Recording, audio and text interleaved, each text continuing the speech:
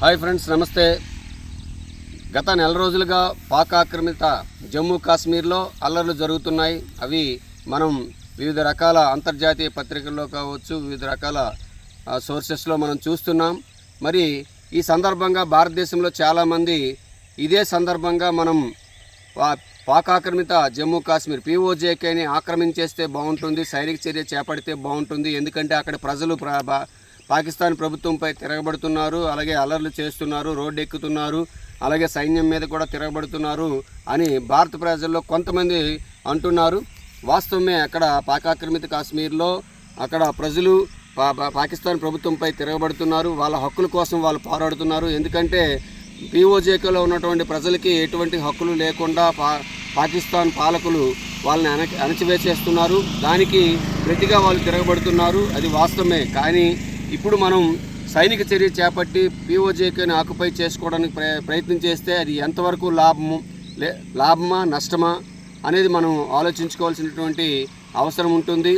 అయితే 1994లోనే భారత parliament POJK అనేది భారత్లో ఒక భాగమని ఒక తీర్మానం చేయడం అయితే జరిగింది. కానీ ఇప్పటి వరకు ఎటువంటి సైనిక చర్యలు చేపట్టకపోవడానికి కారణం, ఇప్పుడు మనం పూర్తి స్థాయిలో సైనిక చర్యలు చేపట్టి POJKని ఆక్యుపై చేసుకోవడానికి ప్రయత్నం చేస్తే పాకిస్తాన్ కూడా మనపై పూర్తిస్థాయి ఫుల్ టైమ్ స్కేల్ యుద్ధం అనేది జరుగుతుంది. అలాంటి సందర్భంలో ఒక్క పాకిస్తాన్కి భారతదేశానికి మాత్రమే యుద్ధం జరిగే అవకాశం ఉండదు. మన ఆపరేషన్ సింధూర్లో మనం చేసింది యుద్ధం కాదు, కేవలం ఎక్కడైతే ఉగ్రవాద స్థావరాలు ఉన్నాయో ఆ ఉగ్రవాద స్థావరాల మీద మాత్రమే దాడి చేయడం అనేది జరిగింది. ఆ తర్వాత అది పూర్తిస్థాయి యుద్ధం కాదు. ఒకవేళ పూర్తిస్థాయి యుద్ధం కానీ జరిగేలంటే ఒక్క పాకిస్తాన్కి భారతదేశం మాత్రమే యుద్ధం జరుగుతుందని అనుకోకండి. ఎందుకంటే భారతదేశం ఎదుగుదల ఇష్టం లేనటువంటి చైనా పాకిస్తాన్కి ఇండైరెక్ట్గా సపోర్ట్ చేస్తుంది, ఆయుధాలు సరఫరా చేస్తుంది, ఆర్థికంగా సపోర్ట్ చేస్తుంది. అలాగే భారతదేశం ఎదుగుదల ఇష్టపడినటువంటి అమెరికా కూడా మొదటి నుంచి పాకిస్తాన్కి సపోర్ట్ చేస్తుంది, ఇప్పుడు కూడా సపోర్ట్ చేస్తుంది. మరి ఇవన్నీ పాకిస్తాన్ అనేది ఉగ్రవాద స్థావరాలు కలిగినటువంటి దేశమని అమెరికాకి తెలుసు, కానీ అమెరికా ఎప్పుడు సపోర్ట్ చేస్తుంది. ఎందుకంటే వాళ్ళ దేశంలో ట్విన్ టవర్స్ని కూల్చేసినటువంటి ఒసామా బిన్ లాడెన్ని అమెరికా పాకిస్తాన్లోనే పట్టుకొని చంపింది. అంటే ఉగ్రవాదుల స్థావరం పాకిస్తాన్ అని అమెరికాకి తెలుసు, కానీ అయినా అమెరికా పాకిస్తాన్ని సపోర్ట్ చేస్తుంది. ఎందుకంటే భారతదేశం అంటే అమెరికాకి కానీ చైనాకి కానీ ఏంటంటే వాళ్ళకి పోటీగా ఇంకొక దేశం ఎదగడం ఇష్టం ఉండదు. అమెరికాకి కానీ చైనాకి కానీ పోటీగా ధీటుగా ఎదగాలంటే అవకాశం ఉన్నటువంటి ఏకైక దేశం భారతదేశం. మరి అటువంటి దేశాన్ని అణగదొక్కడం కోసం పాకిస్తాన్ని వాళ్ళు పావుగా వాడుకుంటున్నారు, వాళ్ళకి అన్ని రకాలుగా సహకరిస్తున్నారు. కనుక మనం ఇప్పుడు ఫుల్ స్కేల్ వార్కి కానీ దిగేలా ఉంటే రెండు కూడా అణ్వాయుధాలు కలిగినటువంటి దేశాలు కాబట్టి మనం రెండు వైపులా నష్టం ఉంటుంది అనేది గుర్తించాలి. అలాగే ఈ ఉక్రెయిన్కి రష్యాకి జరిగినటువంటి యుద్ధంలో ఉక్రెయిన్ ఒక్కటే రష్యాతో పోరాటం చేసేలా ఉంటే ఎప్పుడో ఓడిపోయి ఉండేది. కానీ ఉక్రెయిన్కి చాలా దేశాలు సహకరిస్తున్నాయి రష్యా మీద కోపంతో, అలాగే భారత్ మీద కోపంతో పాకిస్తాన్కి కొన్ని దేశాలు సహకరిస్తాయనేది మనం గుర్తించాల్సినటువంటి అవసరం ఉంది.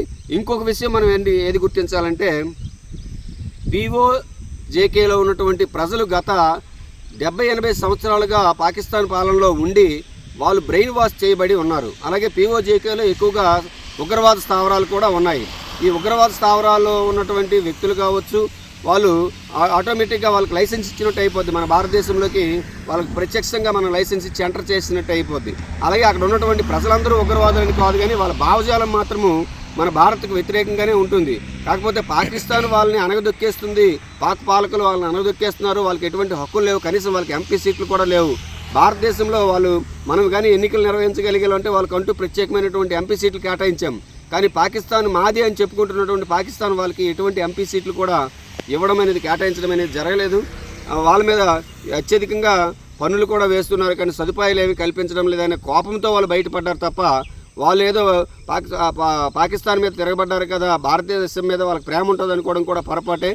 మనం గతంలో బంగ్లాదేశ్ విషయంలో కూడా మనం వాళ్ళకి సపోర్ట్ చేసి మన సపోర్ట్తోనే వాళ్ళు వేరయ్యారు. పాకిస్తాన్ మీద వ్యతిరేకత వాళ్ళకంటూ ప్రత్యేక దేశం కావాలని వాళ్ళు పోరాటం చేశారు. ఆ పోరాటంలో మనం వాళ్ళకి సహకరించాము, వాళ్ళు లబ్ధి పొందారు. కానీ ఆ తర్వాత ఏం జరిగిందో మనకు అందరికీ తెలిసిందే. వాళ్ళకి ఎటువంటి భారతదేశం మీద ఎటువంటి ప్రేమ కూడా లేదు. అక్కడ అందరికీ లేదని కాదు, కానీ సగం మందికి భారతదేశం మీద ఎటువంటి ప్రేమ కూడా లేదు. అలాగని చాలా సందర్భాల్లో బంగ్లాదేశ్కి మనం చాలా రకాలుగా సహకరించాం, అయినప్పటికీ లేదు. అలాగే పీఓజేకేలో ఉన్నటువంటి ప్రజలకు కూడా భారతదేశం మీద ప్రేమ ఉన్నదని మాత్రం మీరు అనుకోకండి. వాళ్ళందరూ వచ్చి మన భారతదేశంలో కలిసిపోతే మనం ఉగ్రవాదుల్ని అందరినీ కూడా చేర్చుకున్నట్టే అయిపోద్ది. ఏది ఏమైనప్పటికీ కూడా అక్కడ వీలైతే పాకిస్తాన్లో పీఓజేకేకి సహకరించి అక్కడ ఉన్నటువంటి భాగం ఒక సెపరేట్ దేశంగా లేదా ఒక సెపరేట్ వాళ్ళకి ఏదైనా ప్రత్యేక హక్కులు కలిగినటువంటి దేశంగా తయారు చేయడానికి చూస్తే ఒక రకంగా ఉపయోగపడుతుంది తప్ప ప్రత్యక్షంగా మనం సైనిక చర్య చేపట్టి ప్రత్యక్ష యుద్ధానికి దిగడం అనేది కరెక్ట్ కాదు. వీలైతే ఇంకా బలూచిస్తాన్కి ప్రత్యక్షంగా మనం సపోర్ట్ చేసి బలూచిస్తాన్ ప్రత్యేక దేశంగా ఏర్పాటు అయ్యే విధంగా మనం సహకరిస్తే మంచిది. ఇంతవరకు కూడా భారతదేశం బలూచిస్తాన్ విషయంలో ఎప్పుడు కూడా ప్రత్యక్షంగా మేము బలూచిస్తాన్ని సపోర్ట్ చేస్తున్నాము, బలూచిస్తాన్ ప్రత్యేక దేశం కోసం వాళ్ళు పోరాడుతున్నారు, వాళ్ళకు ప్రత్యేక దేశంగా గుర్తించాల్సినటువంటి అవసరం ఉందని పబ్లిక్గా మనం ఎప్పుడు కూడా వాళ్ళకి సపోర్ట్ చేయలేదు. అవసరమైతే దానికి పబ్లిక్గా సపోర్ట్ చేసి బలూచిస్తాన్ ఒక ప్రత్యేక దేశంగా ఏర్పాటు అయ్యేటట్టు చూస్తే ఇంకా అది మనకి ఒక రకంగా ఉపయోగపడుతుంది తప్ప ఈ పీఓజేకేని ఇప్పుడే మనం ఆక్యుపై చేసుకోవడానికి ప్రత్యక్ష యుద్ధానికి దిగడం అనేది కరెక్ట్ కాదని నాకు అనిపిస్తుంది. ఫ్రెండ్స్, మరి మీకేమనిపిస్తుందో మీ అభిప్రాయం ఏంటో కామెంట్ రూపంలో తెలియజేస్తారని, అలాగే మన ఛానల్ సబ్స్క్రైబ్ చేసుకుంటారని, అలాగే వీడియో నచ్చితే లైక్ చేసి షేర్ చేస్తారని కోరుకుంటున్నాం. ఫ్రెండ్స్, థ్యాంక్ యూ, నమస్తే.